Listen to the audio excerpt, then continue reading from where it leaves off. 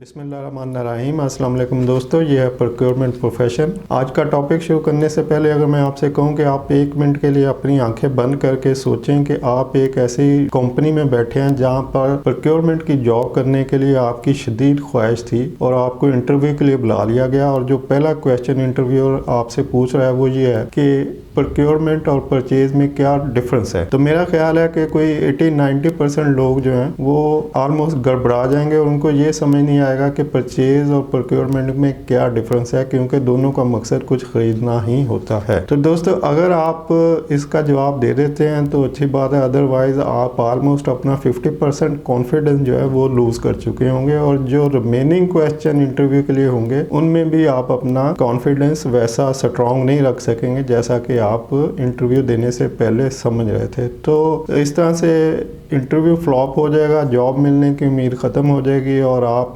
देखेंगे कि यार मुझे तो सारे काम परचेज के आ रहे थे, प्रोक्योरमेंट की जॉब तो मैं सुबह से शाम तक मेरी फिंगर टिप्स पे हर चीज़, लेकिन ये जो क्वेश्चन इन्होंने कर लिए ये तो मुझे भी समझ नहीं आया। तो दोस्तों, आज हमारा टॉपिक यही है कि परचेज और प्रोक्योरमेंट में क्या डिफरेंस है। लेकिन फर्दर कुछ मज़ीद डिस्कस करने से पहले मैं आपसे रिक्वेस्ट करूंगा कि आप इस चैनल को सब्सक्राइब कर लें, बेल आइकॉन को क्लिक कर लें और इन वीडियोस को आप बार बार रिपीट करके देखें, क्योंकि ये वो इन्फॉर्मेशन है जो आपके इंटरव्यू में भी काम आएगी और आपको प्रोक्योरमेंट की जॉब को परफॉर्म करते हुए अपने डिपार्टमेंट में भी ज़रूरत पड़ेगी। तो दोस्तों, वो चीज़ें जो कि मेमोराइज हो जाएं वो उसी वक्त मेमोराइज होती हैं जब उनको आप बार बार देखते हैं, सुनते हैं या स्टडी करते हैं। तो इन वीडियो को जब आप बार बार देखेंगे तो ये चीज़ें आपकी फिंगर टिप्स पे आ जाएंगी और जब भी आपको ज़रूरत पड़ेगी तो आप बड़ी आसानी से इन चीज़ों को एक्सप्लेन कर सकते हैं। दोस्तों, पहले मैं आपको ये बता दूं कि प्रोक्योरमेंट को कैसे डिफ़ाइन किया जाता है, इसकी डेफिनेशन क्या है। तो इन द सिंपल वर्ड, ताकि आप लोग आसानी से समझ सकें, प्रोक्योरमेंट का मकसद है कि कुछ परचेज़ करना, लेकिन इस तरीके से परचेज़ करना कि उसकी ट्रांसपेरेंसी हो, उसके पीछे डॉक्यूमेंटेशन हो। तो जब भी आप कुछ भी ख़रीदते हैं तो इसको प्रोक्योरमेंट कहते हैं। और ख़रीदने में हम दो तरह की चीज़ों को काउंट करते हैं, नंबर 1 गुड्स, नंबर 2 सर्विसेज। यानी अगर आप कोई अशिया ख़रीद रहे हैं तो वो भी प्रोक्योरमेंट में आएगी, और अगर आप कुछ कंट्रैक्ट परचेज़ कर रहे हैं, कुछ कंट्रैक्ट में सर्विसेज हायर कर रहे हैं तो वो भी परचेज़ में आएंगे। जैसे कि आपको किसी बिल्डिंग के लिए कंट्रैक्टर चाहिए या लेबर चाहिए या इंश्योरेंस की सर्विसेज चाहिए या कोई भी सर्विसेज चाहिए, लायर की सर्विसेज चाहिए, डॉक्टर की चाहिए, तो जो सर्विसेज होती हैं वो भी प्रोक्योरमेंट का हिस्सा होती हैं और जो गुड्स होती हैं वो भी प्रोक्योरमेंट का हिस्सा होती हैं।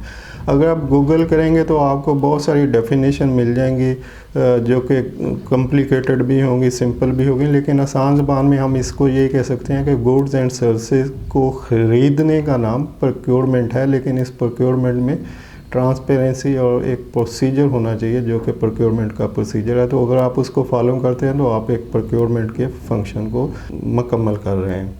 दोस्तों, परचेजेज़ और प्रोक्योरमेंट में क्या डिफरेंस है, इसका सिंपल सा जवाब ये है कि परचेजेज़ दो तरह की होती हैं। नंबर 1 कि आप कैश काउंटर पे गए, आपने शेल्फ में से कुछ उठाया और दुकानदार को पेमेंट की, तो ये आपने एक चीज़ को परचेज़ कर लिया।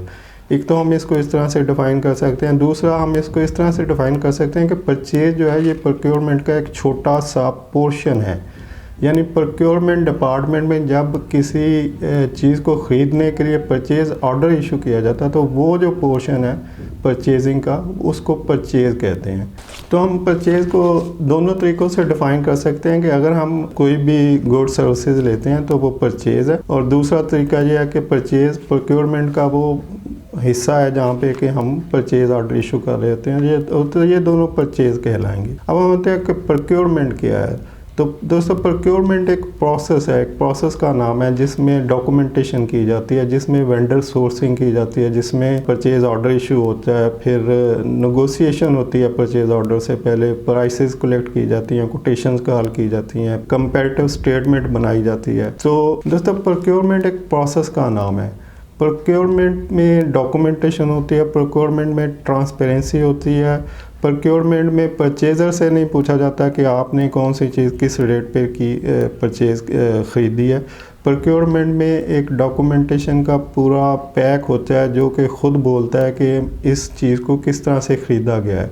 जैसे कि जब भी आप परचेज़ की किसी भी ट्रांजैक्शन के एक सेट ऑफ डॉक्यूमेंट्स को उठाएंगे तो उसमें आपकी डिमांड लगी होगी जो कि यूज़र डिपार्टमेंट इशू करता है, जिसको इंडेंट भी कहा जा सकता है, जिसको डिमांड भी कहा जा सकता है।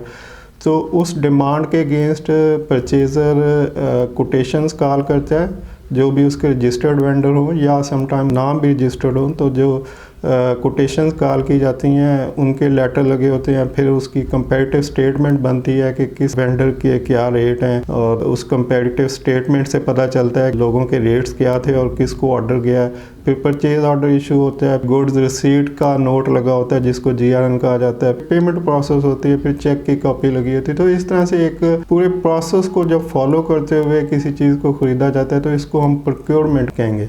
तो प्रोक्योरमेंट में स्ट्रेटेजिक प्लानिंग होती है कि आपकी कौन सी डायरेक्ट परचेजेज हैं, कौन सी इनडायरेक्ट परचेजेज हैं। इनडायरेक्ट परचेजेस के लिए हम अलहदा से एक वीडियो बनाएंगे। दोस्तों, प्रोक्योरमेंट में ट्रांसपेरेंसी होती है, जैसे कि आपने किस तरह से फंड्स को यूज़ किया, आपने डिफरेंट प्राइसेस क्या थी लोगों की और आपने किस रेट पे लिया। तो इससे हमें पता चलता है कि हमने किस तरह से अपनी कंपनी के फंड्स को बेस्ट प्राइस पे, लोएस्ट प्राइस पे, बेस्ट क्वालिटी जो है वो परचेज़ की। जबकि परचेज़ जो सिंपल परचेज़ है, जो कि आप कैश परचेज़ करते हैं, वहाँ पे कोई ट्रांसपेरेंसी नहीं होती। वहाँ पे आपने काउंटर से गुड्स को उठाया और उसको कैश पे कर दिया और उसकी कोई डॉक्यूमेंटेशन नहीं है। उसको बाद में किसी भी ऑडिट के थ्रू आप प्रूव नहीं कर सकते कि ये जो चीज़ थी जो कि कैश पे इस प्राइस में ली गई, उसकी एक्चुअल प्राइस वाकई इतनी है या कि कम ज़्यादा भी थी, या नेगोशिएट हुआ या नहीं हुआ। तो लेकिन ये प्रोक्योरमेंट के थ्रू जब हम इसको प्रोक्योर करेंगे तो इसका एक रिकॉर्ड होगा जो कि ट्रेसेबल होगा, और उसको बाद में भी आप जब चाहें उसको देख सकते हैं ट्रांजेक्शन को कि इसमें किस तरह से ट्रांजेक्शन हुई। प्रोक्योरमेंट में डिपार्टमेंट का कंट्रोल होता है। डिपार्टमेंटल हेड जो है वो कोटेशंस को रिव्यू करता है, फिर उसमें अप्रूवल का प्रोसेस होता है 2-3 डिफरेंट लोगों की, जो भी ऑर्गेनाइजेशन है हायरार्की में डाला है उनकी अप्रूवल होती है, और उसके बाद कोई भी रेट या गुड्स की परचेज जो है वो फाइनल होती है। तो ये इंटरनल कंट्रोल किसी भी किस्म की करप्शन को कंट्रोल करता है, जबकि जो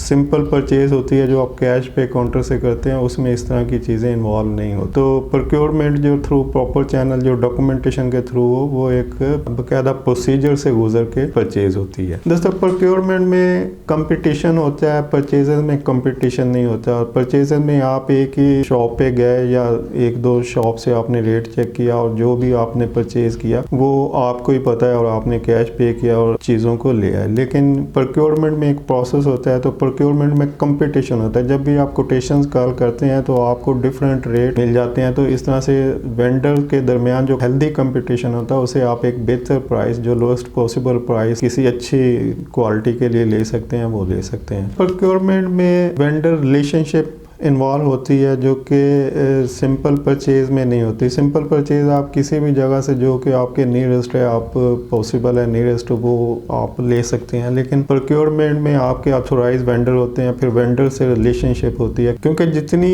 स्ट्रॉन्ग रिलेशनशिप वेंडर से होगी उतने ही आप बेहतर क्वालिटी और प्राइस को नेगोशिएट कर सकते हैं। बेसिकली ये स्ट्रेटेजिक पार्टनरशिप होती है between 2 companies, buyer and seller के। और बायर को इल्म होता है कि आपकी मंथली एनुअली कितनी रिक्वायरमेंट है, वो उसको बैकअप पे स्टोरेज अपनी प्रॉपर रखता है और आपके लिए एक बेहतर प्राइस पे गुड्स को अवेलेबल रखता है। तो दोस्तों, ये था difference between purchases and procurement, जिसमें हमने आपको बताया कि परचेज का मतलब है कि आपने शेल्फ से किसी चीज़ को उठाया, कैश पे किया और परचेज कर लिया। लेकिन प्रोक्योरमेंट में आपको एक प्रॉपर प्रोसीजर से गुजरना पड़ता है और डिफरेंट ऑर्गेनाइजेशन का प्रोसीजर डिफाइन होता है और उसमें कुछ वेरिएशन भी पॉसिबल हो सकती है कि ऑर्गेनाइजेशन टू ऑर्गेनाइजेशन उनके प्रोक्योरमेंट के प्रोसीजर डिफरेंट हो। तो जो भी उनके मैनुअल में लिखा हो, जो प्रोसीजर हो, आप उसी को फॉलो करते हैं और प्रोक्योरमेंट जो है वो डॉक्यूमेंटेड होती है और इसमें कंट्रोल होता है डिपार्टमेंट का या ऑर्गेनाइजेशन का। तो ये था difference between purchase and procurement. तो होपफुली आप इसको समझ चुके होंगे कि नेक्स्ट अगर आपसे कोई पूछता है कि परचेज और